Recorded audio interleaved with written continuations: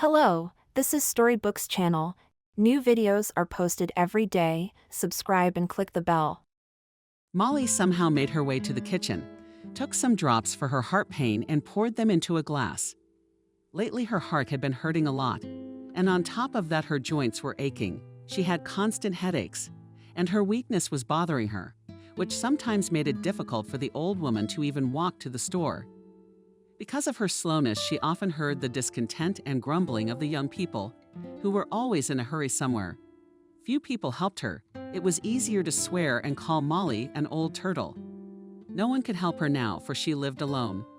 Molly had worked for many years as a teacher in an orphanage, and before that she had been a teacher of physics and mathematics in a village school, but it was closed down, and Molly had to move to the city, where she chose a slightly different profession.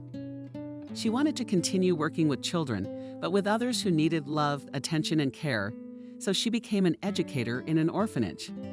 However, she was unable to have children. She was diagnosed with infertility at an early age, and Molly was afraid that no one would marry her, because every man dreams of having more children. But she was worried in vain, and already at the age of 25 our heroine married Herbert, who loved her and accepted her as she was. It was he who suggested to his beloved wife a good idea. "Molly, why don't we take a child from the orphanage, huh? Since God didn't give us children, we can give a good life to the one we abandoned," said Herbert. "Are you sure you're ready for that?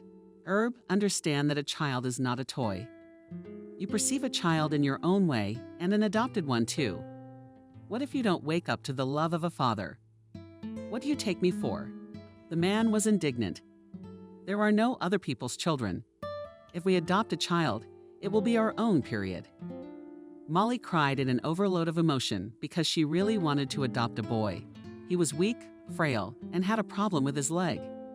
In the years she had worked at the orphanage, Molly had realized that no one would take a child like that because they usually take healthy children.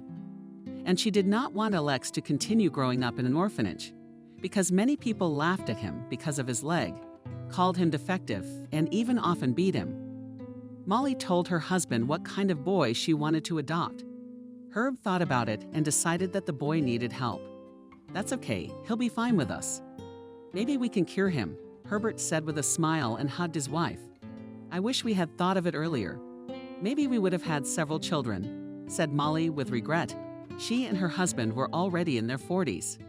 "Maybe we weren't ready, but now we are. Maybe you're right. Herb, I love you so much." "I love you too, Molly. We're going to have a strong, close-knit family." They adopted Alex, and he quickly took root in the family. The boy grew attached to his adoptive parents, loved them unconsciously. Only a few years later, disaster struck. At night, Herbert went to the kitchen for a drink of water, and he had a heart attack. Upon hearing the noise, Molly was frightened. Herb wasn't there. She cautiously came out of the bedroom and found her beloved lying on the floor. Her spouse immediately called an ambulance, but the doctors came too late. Herb died of a heart attack. Molly and Alex survived Herb's death for a long time. At first, the woman came to her husband's grave every day, talked to him, shared the success of their son Alex. "It's hard without you, Herb. We miss you." Alex sends his regards. He becomes more and more beautiful every day. It's a pity that you can't see it, Molly said with tears in her eyes when she was sitting at her husband's grave.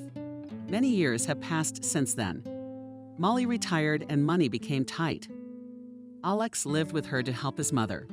And when he got laid off from his job, he decided to work his way up north. "Oh, Alex, I don't have a good feeling," Molly said, looking at her son. "Maybe you shouldn't go there. I had a bad dream." "Mom, don't make it up. I'll be fine. There, the men travel all the time, make good money, and everything is fine with them. I'll be back soon. You won't notice how quickly time flies by. Mom, don't worry too much." "You can't." Alex hugged his mother and kissed her wrinkled forehead. "I'll try, my darling." She sat on the bench for a long time that day, staring at the empty bus stop outside the house where Alex had left. Knowing that Alex still had work to do, she kept looking out the window at that very stop, hoping that her son would soon get off the bus and that she would feed him a delicious lunch. But the hunch didn't deceive the woman. On the appointed day, Alex did not return. Molly was told he was missing and could not be found. How many tears the woman shed. How many times she appealed to all authorities to have her son found. But all she got was a dead letter. First, she lost her husband and now her only son. The woman was inconsolable, and because of this her health deteriorated. She felt lonely, unneeded, and sick. Every day she came to that bus stop, praying and cursing at the same time. And time after time the woman went home alone. Pretty soon the locals began to pay attention to her, condescendingly considering her a lunatic. "Hi, Grandma." The woman who had been seeing Molly at the bus stop for weeks finally approached her. "Can I give you some money for the fare?" No, my daughter. I'm waiting for my son, Alex," smiled the older woman, looking away, searching for the bus with her eyes. "So how long have you been waiting?" "Maybe you need some help?" "I just need my little boy," Molly answered as if she couldn't hear her. The woman just shook her head sadly and walked away. One evening as she walked home, she noticed a stray dog in the bushes. The stray dog had big sad eyes and its ears were flattened, but it wagged its shabby tail anyway, letting her know it was friendly. Molly's heart squeezed and she gently stroked the doggy. "And you're lonely too, poor thing." "That's all right, little friend, you'll live with me now. I have a modest accommodation. My pension is small, but it's enough for me and you." The dog barked happily in response, as if he understood her. Molly named him Jack and took him with her. That's how they began to live together. Molly went to the store with Jack every day, and when she couldn't, she just sat in the yard while Jack did his natural chores. He wasn't a guide, but this made the old woman feel a little more confident and safe. After all, a faithful dog would never let his master get hurt. Once he protected Molly from some teenagers who wanted to steal her purse. "You're my guardian angel, Jack. I won't be without a pension with you," Molly said with a smile and stroked him. "Sometimes I think you came into my life for a reason. Are you my reborn husband? Or my son? Though I hope not. I don't want to believe that my Alex is gone," she cried and hugged her pet. The following days the weather was no fun at all. First melting in the middle of December, then raining, then freezing temperatures, which turned the city into one giant skating rink. The administration decided, as usual, to save money on sand or salt, so the citizens were walking carefully, but many of them couldn't keep their feet and fell, and emergency rooms were filling up with new patients. Molly looked out the window and sighed heavily. She had a cardiology appointment today, and it was terribly slippery outside. She had no money for a cab, and there were no buses, so she decided to walk carefully to the clinic on her own. "Jack, will you come with me?" she asked. The dog whimpered sadly and walked out of the hallway and into the room. "I wouldn't go anywhere in this nasty weather either, but I have an appointment. And if I don't go today, the next one won't be for another month. I'll be dead in a month. My heart's been hurting a lot lately." "You know how it is," Molly continued to say, though the pet was already lying on the living room couch. The town was only partially sanded and the road was more or less safe, but the last 300 yards seemed impassable to Molly. The ice gleamed in the winter sun, and the young men scooted along gently, but Molly was afraid to take an extra step. A friend of hers had injured her femoral neck last year by slipping on such ice, and she was disabled because of it. Fortunately, she had children and grandchildren to help her, but Molly had no one, so she had to do everything herself. "God, how am I supposed to get through?" The woman covered her mouth with her hand and almost burst into tears.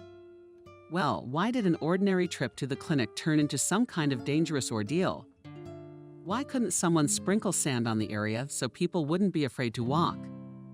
Molly waved her hand and decided not to go to the hospital today. Fear of the ice outweighed fear for her own health. She thought that she has no one to live for anyway. Her husband died a long time ago, and her son never returned from his shift. But help came from a place Molly hadn't expected at all. She was approached by a woman who was pathetic to look at. Dirty, with dark, tangled hair that looked more like a nest, and clothes.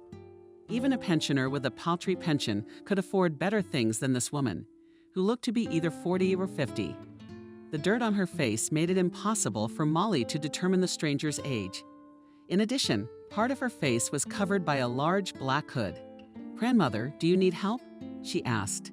Molly felt a little awkward. She must have had a homeless woman standing in front of her, offering to help. She was more likely to need it than Molly. "No, it's okay, daughter, it's okay. Go with God," Molly replied in a soft voice. "Well, I can see that. You need to go to the clinic, don't you? Let me take you there. It's no trouble." "Thank you, my daughter, thank you." "God bless you." Molly was ready to bow to her. Our heroine noticed that some well-dressed, serious people were passing by, but no one thought to help her.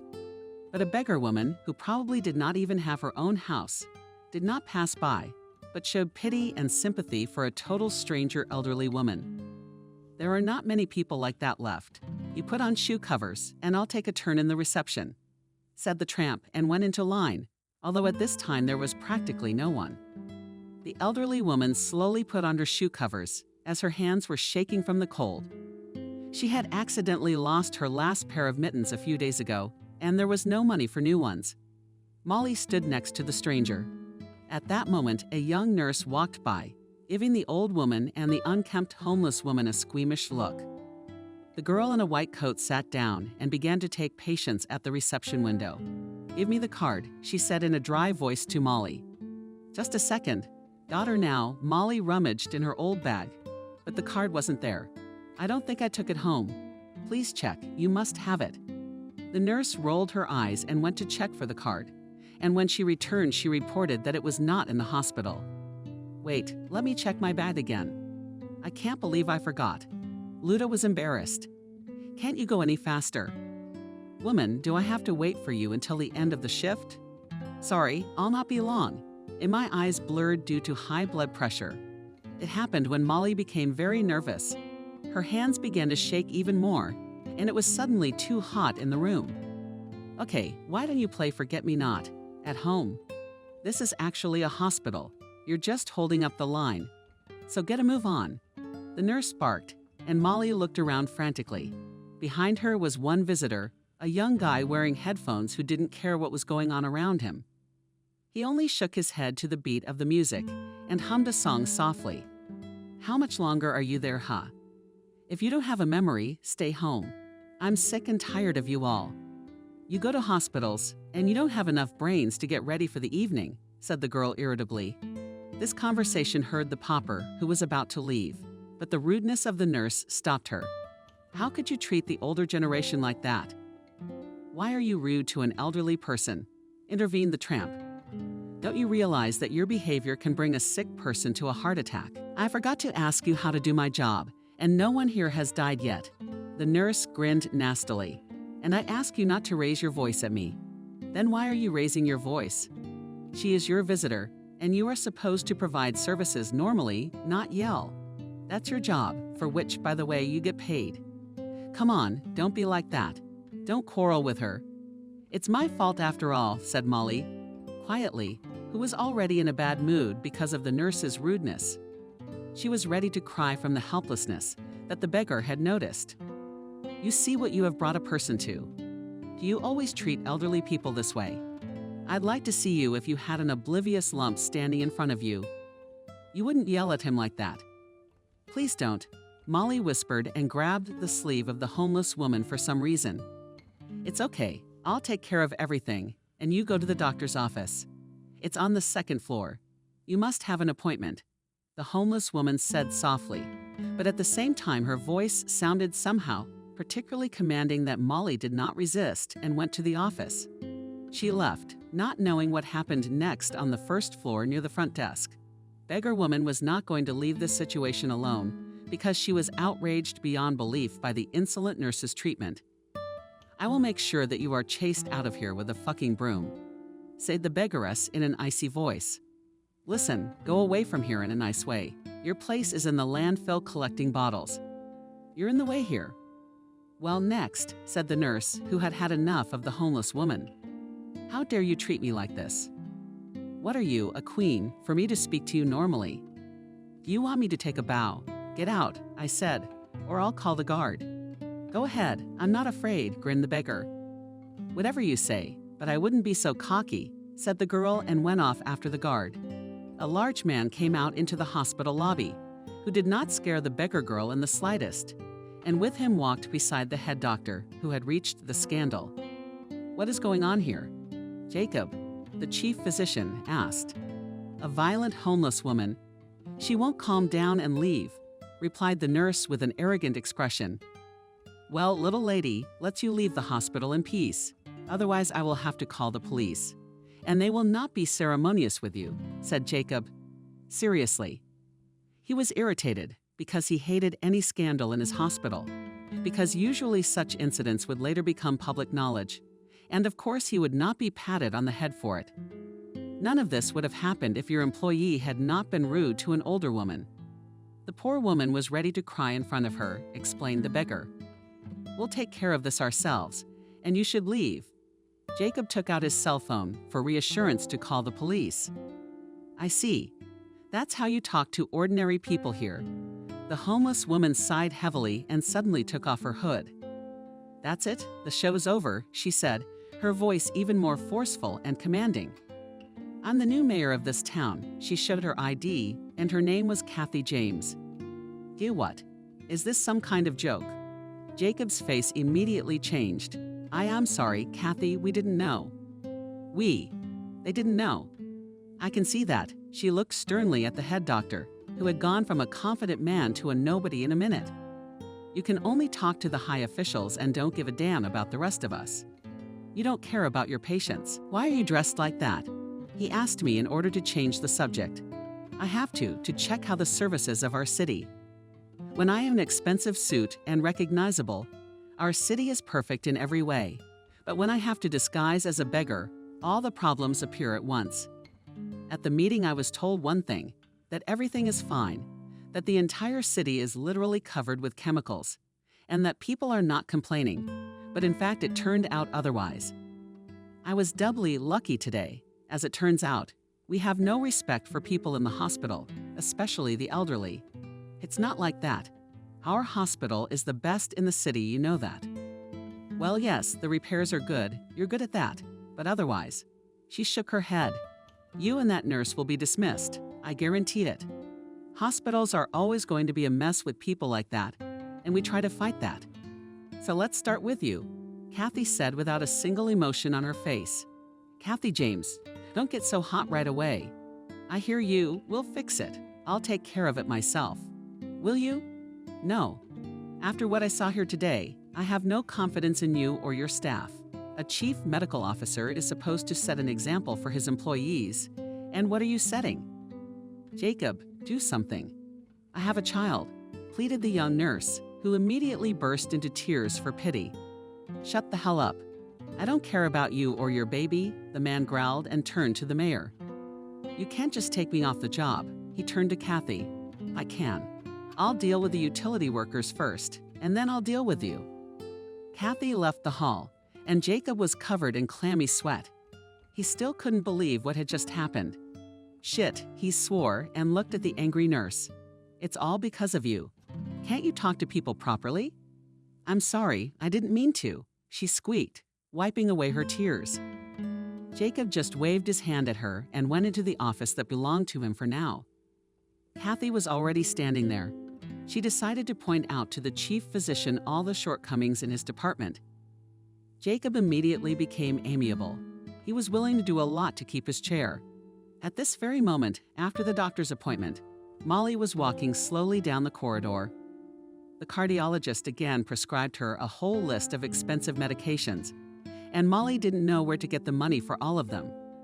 Prices had gone up again, but her pension hadn't. She sighed heavily and went down the hall. There she was met by a security guard, who helped her put on her old winter coat. Molly was surprised. Just a few minutes ago, the nurse was ready to destroy her with just one look, swearing at the entire hall, brought her to tears, and now she is being helped to put her coat on.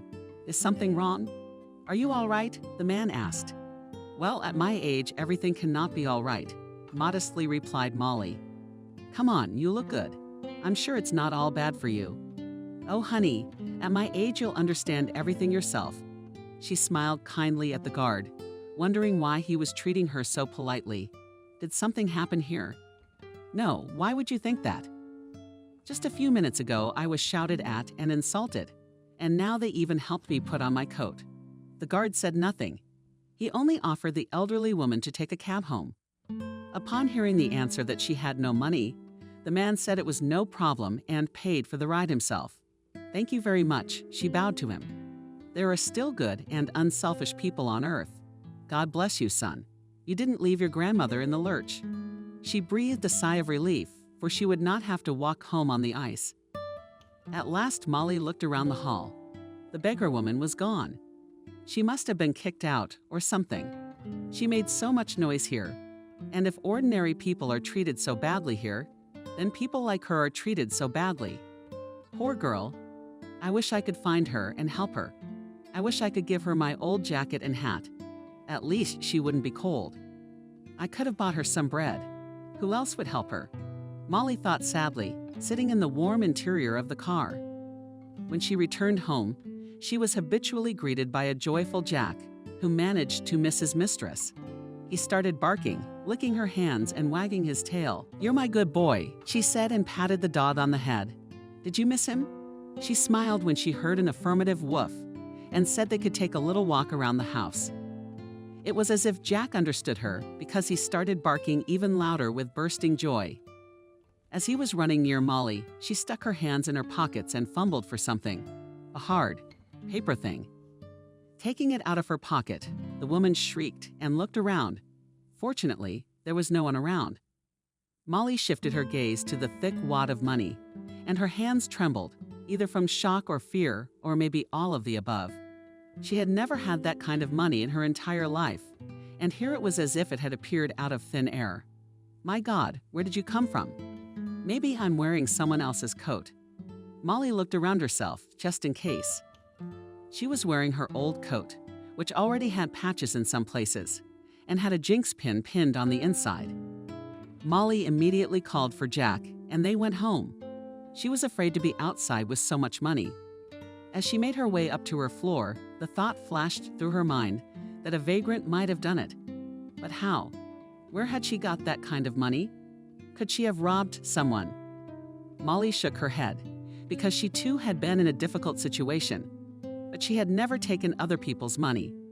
I remember one time she walked out of the bank after getting her pension. As usual, Molly went into the store and bought a carton of milk and bread.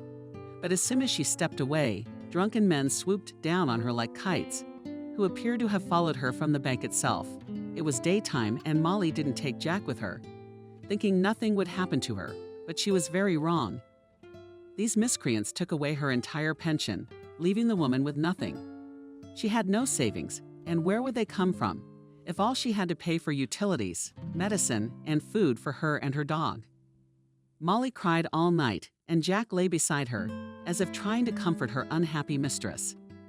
"What am I going to do, my friend? How will we be with you without money? I can't even get a part-time job." That night, she was so nauseated that she sat at the table and talked with pictures of her husband and son. "There was no one to protect me. My protectors are long gone. I feel so bad, oh so bad. I wish I could be near you, my loved ones, so I wouldn't have to suffer here alone. I'm sad and my heart aches. Jack is the only one who makes me happy. And there's no one else." She wiped her tears with her scarf and pressed the pictures to her chest, to the place where her heart was beating. Molly remembered this for a reason. If the tramp really did it, she had a big heart. She needed the money herself, but she ended up giving it to a complete stranger older woman to help. Molly dismissed the idea that the beggar woman might have robbed someone. Well, she didn't look like such a person. People with a big, kind heart would never commit a crime. They'd rather give the last of their money to the needy, and so she did. When the woman thought about it, she could not hold back her tears. She was saved by the homeless woman. They were tears of joy and gratitude at the same time, for she really needed the money now. First, she had to pay off the rest of her utility bill. Second, she needed to buy medicine. And thirdly, it was her 75th birthday, but she had no one to celebrate with. Before going to bed, Molly could not sleep for a long time, thinking about the day that had passed. And it was not so much the money as the kindness of the beggar woman. Moreover, when she calmed down, The woman realized that somewhere she had already heard the voice of this woman, but she could not understand where. Maybe I've met her somewhere before. My memory is bad in my old age, but something about her is familiar. And Molly remembered when suddenly the very same tramp knocked on her door. Except she wasn't dressed in skinny rags anymore. This woman did not look like a homeless woman at all, for she was wearing an expensive coat, a cute beret, and a stylish bag. And how beautiful and statuesque she was, Molly was confused. Such a lady just did not fit in the interior of Molly's shabby old apartment. But that was not the most important thing. When Molly took a closer look at her, she covered her mouth with her palm with shock, and tears came to her eyes. She couldn't believe it. This stately woman used to be a fragile little girl who was often bullied by the boys at the orphanage. She couldn't fight back, so she resorted to Molly, who comforted and encouraged her.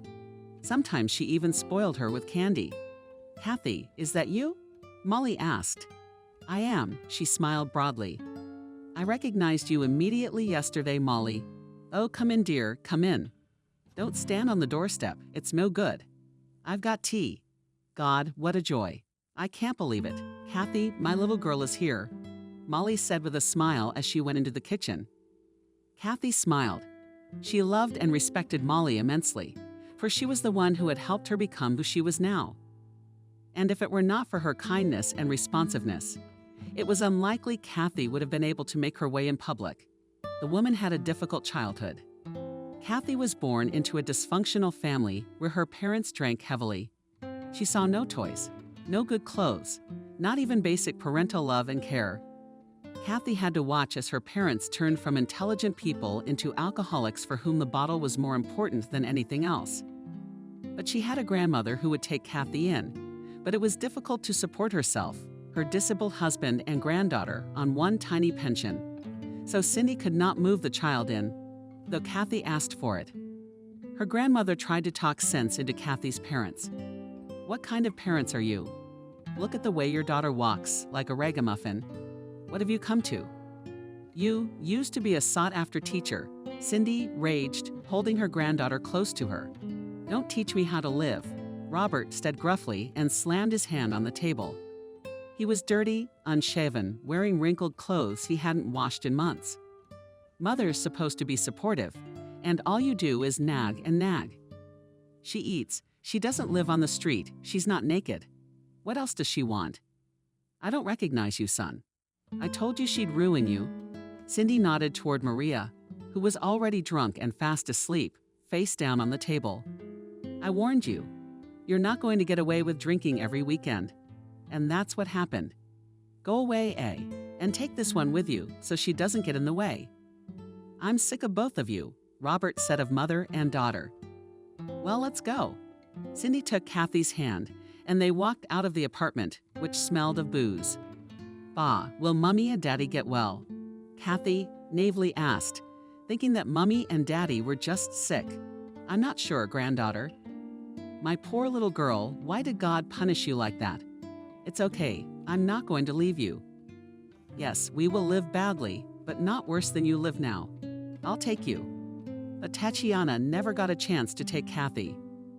First, her husband died, and she couldn't bear to see him die.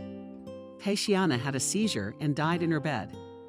Little Kathy came to Grandma's room in the morning to wake her up. They were going to the market to buy meat for dinner. "Baba, wake up," Kathy panted at her grandmother. "I'm already dressed." "Grandma, get up." But Cindy didn't move.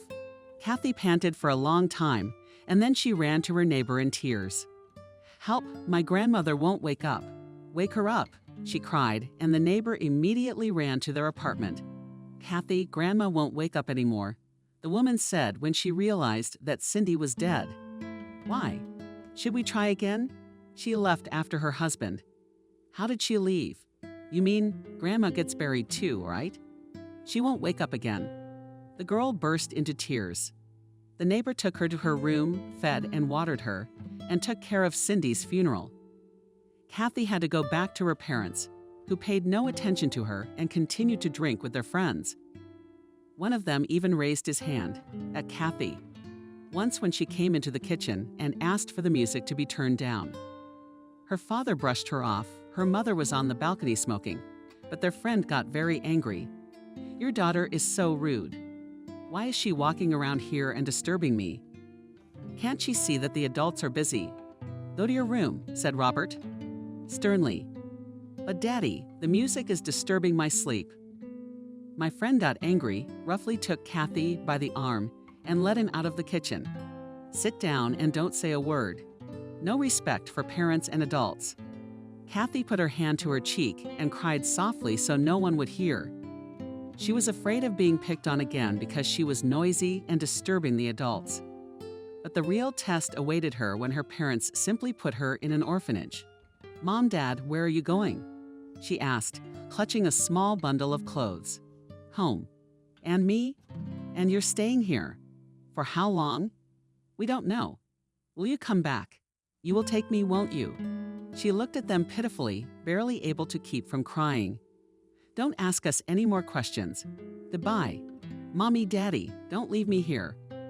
Kathy ran after her parents, but because of the tears covering her eyes, she could not see the way. The girl stumbled, fell straight into a puddle, and then the gate closed behind Yura and Marina. She sobbed loudly when she realized that her parents were gone for good, and sat down right in the puddle. "What are you sitting there for? Let's go in the building. You'll get sick." Molly came up to her, and it was the first time Molly and Kathy had ever met. "I'll wait for Mom and Dad," she said stubbornly. "They took me here so I wouldn't get in the way, but they'll take me home later." "They will, but you can wait for them in the warm." Molly smiled thoughtfully, taking the girl's hand. "There will be a tasty lunch soon. You must be hungry, eh?" "Very." She looked at the kind woman with big eyes. "Now you'll warm up and eat, and you won't be so sad anymore. Let's wipe away the tears. No more crying." Molly and Kathy went inside the orphanage. Molly could see right away that the girl was very smart and capable. It's just that no one was working with her. But as soon as she was given some books, Kathy quickly learned to read, and then to write. And in spite of all the insults, the hard life in the orphanage, the humiliation and the struggle for a piece of bread, Kathy did not stop studying, deciding for herself that she would have a rich and happy life in the future. And Molly helped her a lot because Kathy had problems with math and physics. But thanks to her tutor, she was able to make up for all the problems, pass her exams well, and then enter a prestigious university on a budget. And if it were not for the many hours of lessons with Molly, if it were not for her support throughout the years in the orphanage, if it were not for her responsiveness and kindness, who knows what Kathy would have been? Perhaps she would have worked in a low-paying job, as many orphanage residents do. Or maybe she would have given up, gotten an apartment from the government, and drunk herself to death. Unfortunately, life after the orphanage was not always that rosy, and many could not stand it because of psychological trauma. And now Kathy is the mayor of the city. She had built a dizzying career, which gave her the good and prosperous life she had always dreamed of. But Kathy didn't spend all the money just for herself. She often helped orphanages, understanding what life was like there. Here, too, she helped Molly when she happened to see her and recognize her. She was in shock, how bad her former caregiver looked, and her heart was ready to jump out of her chest with pity. She couldn't get past her, but she couldn't interrupt her inspection either, so Kathy approached the woman as a pauper. And while Molly stood and dealt with the nurse at the front desk, Kathy slipped a wad of money into her coat pocket. But Kathy didn't want to stop there, so she visited Molly the next day to see how she was doing, even though she knew she wasn't doing too well.